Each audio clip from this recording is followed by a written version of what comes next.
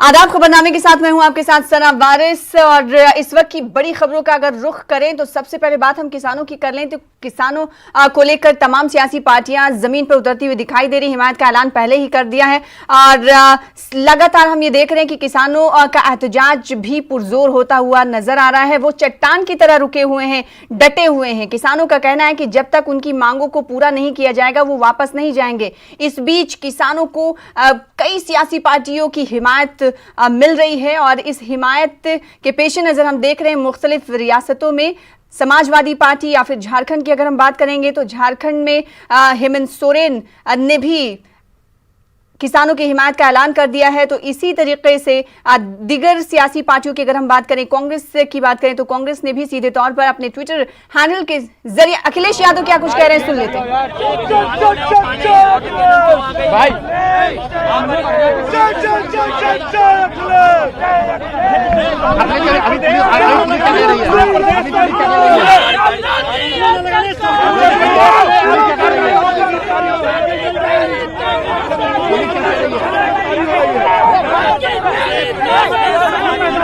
अखिलेश यादव के इर्द गिर्द नारेबाजी इतनी तेज है, शोर शराबा इतना तेज है कि वो क्या इजहार ख्याल कर रहे हैं मीडिया नुमाइंदों के दरमियान वो हम तक पहुंच नहीं पा रहा है। लेकिन तस्वीरें इस वक्त जो आप देख रहे हैं वो तस्वीर अपने आप में बहुत कुछ बयान करती है कि सियासी पार्टियां अब किसानों के हिमायत में देखी जा रही हैं। कन्नौज के लिए किसानों की आवाज अखिलेश यादव जा रहे हैं, एक बार सुन लेते हैं। सरकार किसानों की आवाज नहीं दबा सकती। किसान जिन कानूनों को लेकर के धरना पे बैठे हैं वो कानून खत्म हो, देश के किसान चाहते हैं। और अगर देश के किसान चाहते हैं तो सरकार आखिरकार क्यों कानून वापस नहीं ले रही है?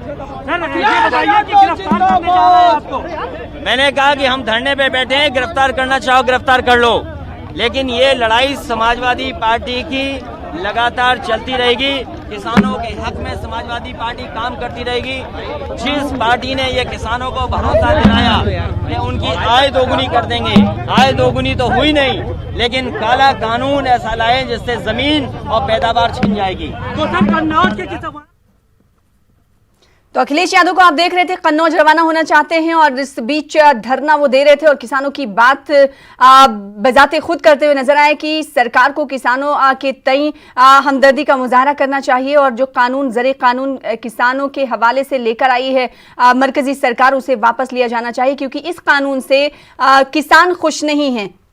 मुख्तलिफ रियासतों में अब सियासी पार्टियां हिमायत करती हुई नजर आ रही। वहीं अगर बात कर ले मरकजी हुकूमत की तो मरकजी हुकूमत लगातार किसानों से बातचीत के लिए टेबल तक आ चुकी है। कई दौर की बातचीत हो चुकी है। 9 दिसंबर को फिर बातचीत होगी और उससे पहले की अगर हम बात करें 8 दिसंबर की तो 8 दिसंबर को किसानों ने भारत बंद का ऐलान कर दिया है। अब सवाल ये उठता है कि बातचीत के दरमियान भारत बंद का ऐलान और भारत बंद के ऐलान के साथ ही हम देख रहे हैं कि उससे पहले ही सियासी पार्टियां हिमायती तौर पर साथ दिखाई दे रही हैं किसानों के। वहीं सिंघू बॉर्डर की अगर हम बात करें तो सिंघू बॉर्डर पर 10 दिन से ज्यादा का अरसा गुजर चुका है। किसान डटे हुए, बड़ी तादाद इनकी सिंघू बॉर्डर पर देखी जा रही है और सिंघू बॉर्डर पर ही हमारे नुमाइंदे ग्राउंड पर मौजूद हैं। खुदम शहजाद जिनका रुख कर लेते हैं। खुदम शहजाद, कल भारत बंद का ऐलान किसान पहले कर चुके हैं, आज किसान क्या स्ट्रैटेजी बनाते हुए दिखाई दे रहे हैं? बताइएगा, सिंघू बॉर्डर पर किसान क्या कुछ कह रहे हैं आज?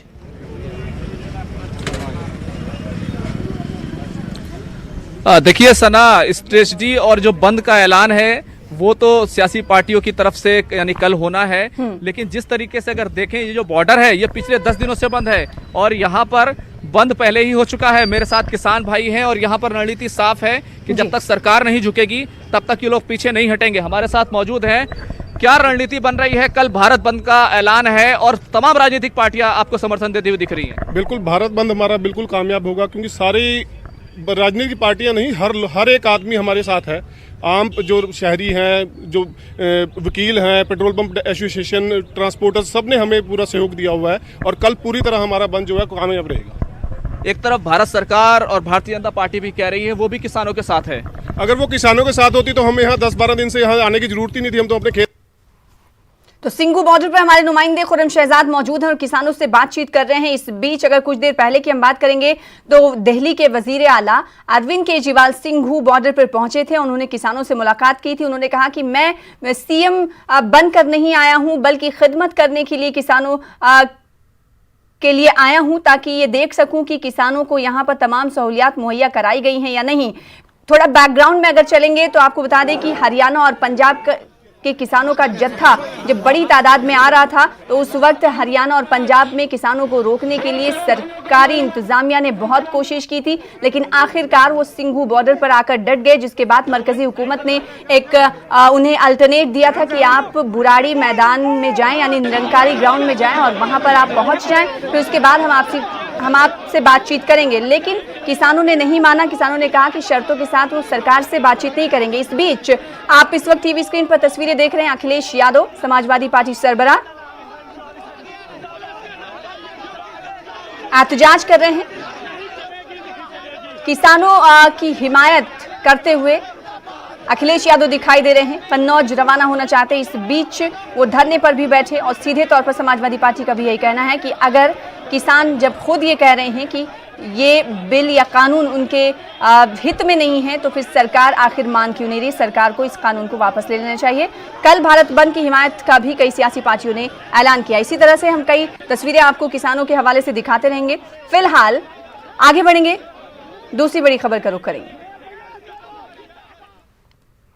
और चलिए बात कर लेते हैं जम्मू कश्मीर में हो रहे डीटीसी इंतखाबात की।